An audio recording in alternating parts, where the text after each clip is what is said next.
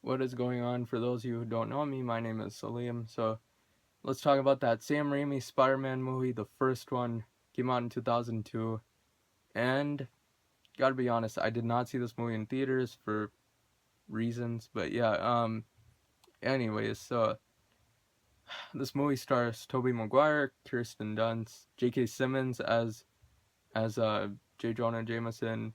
Norman Osborn is played by Willem Dafoe. James Franco is Harry Osborn. And let's start out with our protagonist, Peter Parker, aka Spider-Man, Tobey Maguire. He's not. I feel like they could have casted a better Spider-Man slash Peter Parker. I don't know. Maybe the writing is also a little bit to play because I feel like they should have written a stronger superhero. He's they got the that Peter Parker aspect down, but I feel like they didn't get the Spider-Man aspect down necessarily. But then again, I guess this was 2002 and it's Sony, so I guess they didn't really. I know this is a Marvel movie, but it's Sony. Yeah, so I mean, I don't know. Maybe they were still experimenting. This movie was an experiment. You could tell it was definitely a risk because, they really they took chances and whatnot, and I applaud them for doing that. I mean, definitely helped. It inspired a lot of superhero movies today, especially and whatnot. Even superhero movies today still pay a little bit of homage to Sam Raimi Spider-Man movies, and I think it's definitely inspiration for a lot of directors and whatnot. So I mean, uh, in a way, that's actually good because obviously there are a lot of superhero movies out there today. Some of them are Marvel, some of them are DC, some of them are Image Comics, whatever. Anyway, so yeah, back to Tobey Maguire Spider-Man. Good Peter Parker, not a great Spider-Man though. That's what I think of him.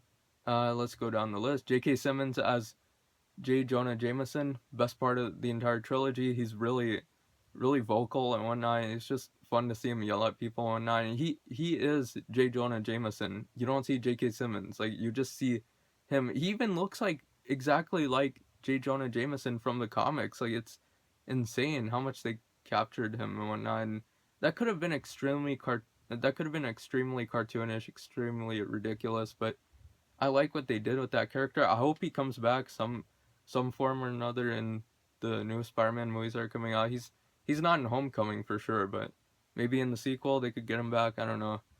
Well, he's now Commissioner Gordon. Yeah, that's right. J.K. Simmons is Commissioner Gordon, but I don't know. It'd just be cool to see that character again. But yeah, let's see who else. Oh, Willem Dafoe might be the best villain. Well, no. Alfred Molina is the best Spider-Man villain of the trilogy, but he's actually he's easily second place because I'm not giving it to Topher Grace as Venom. No.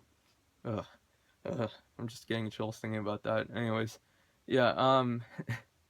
Anyway, so yeah, I mean, he is really good.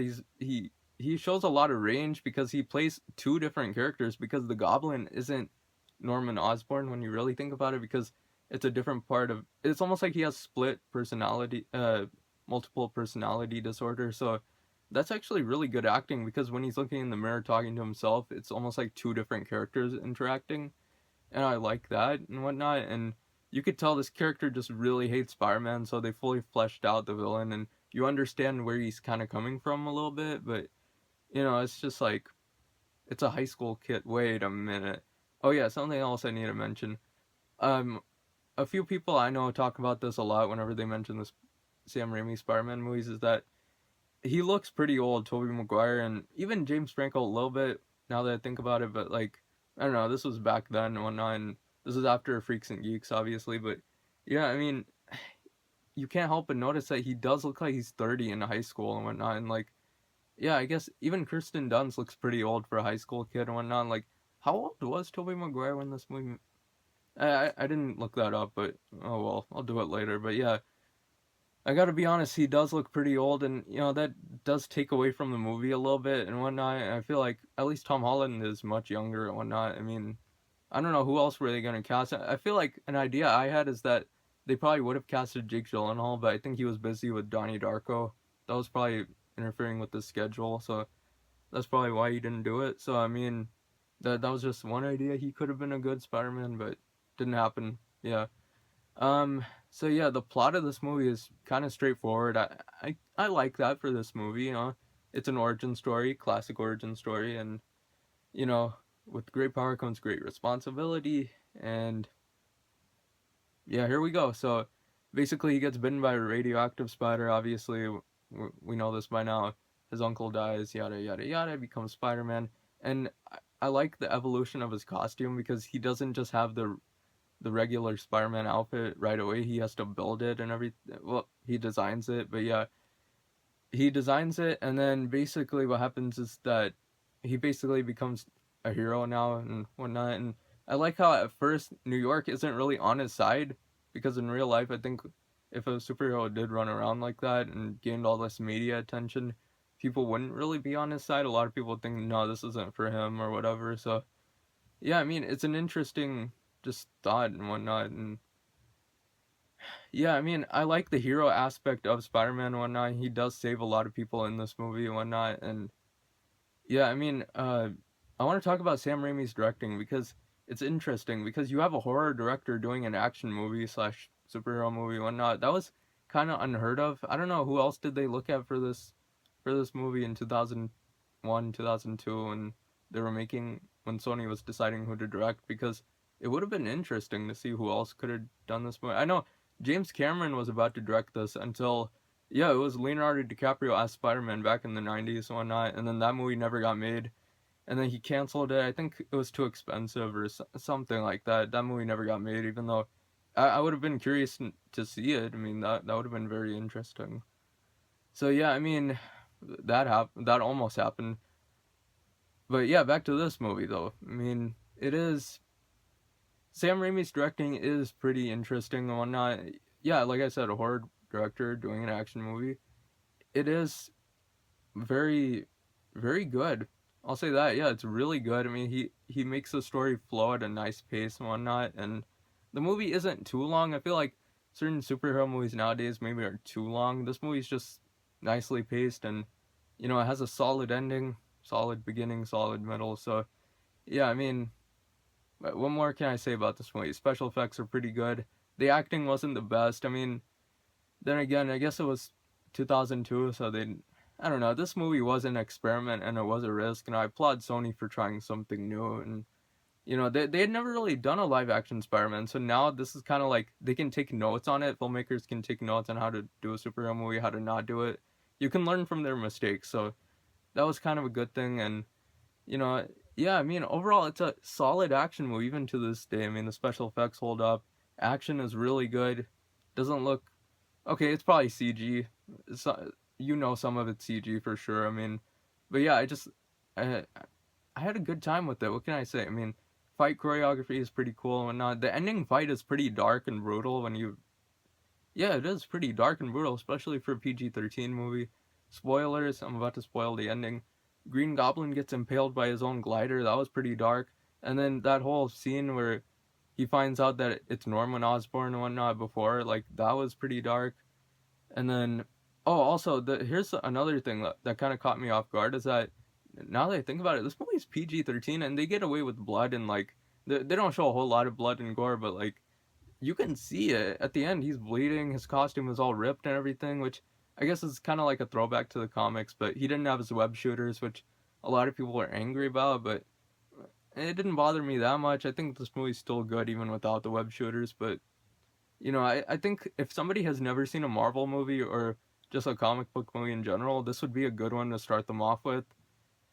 Or if they've never seen a superhero movie in general, I would actually recommend starting them off with this movie. It's kind of like a good little entry into that world. So, I mean, yeah, this kind of did get me a little bit fascinated with Sam Raimi, enough to the point where I actually went back and watched Army of Darkness and realized how awesome that movie is. By the way, go check that out. Did I mention, oh, Bruce Campbell's cameo?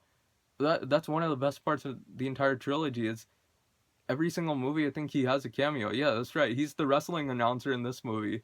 Oh my gosh, it's so funny to see him not playing Ash and whatnot, and it's just funny to see him play that character. He even gives Spider-Man his name. That was a cool little nod. I mean, yeah, I mean, it would have been interesting to see this movie in theaters when it came out in 2002.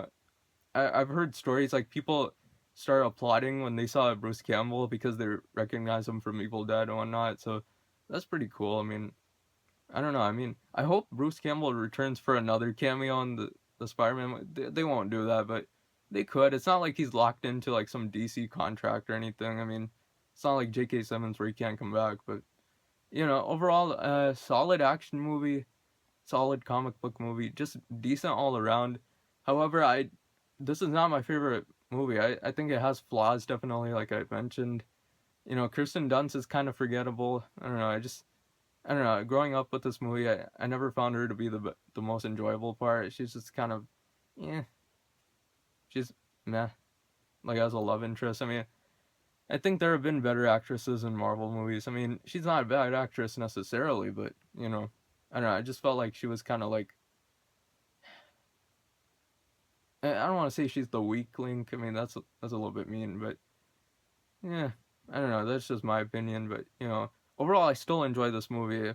Yeah, I mean, on a scale of 1 through 10, 1 being the best, 10 being the worst, I reversed it. This is my rating system. I'm gonna give this movie a 4 out of 10. Solid movie, like I said. So yeah, if I had $1 for every time I said solid, I'd be rich. Interesting. Anyway, so yeah, those are my thoughts on Sam Raimi's Spider-Man. Have you guys seen it? I'm sure you guys have. I don't know. I kind of spoiled the entire thing, but yeah, I mean, do you guys like this movie? Let me know in the comment section below. And, you know, feel free to say whatever, I guess, but try to be positive in the comment section. Don't leave negative comments. But yeah, have a great weekend. I'll see you in the Spider-Man 2 review.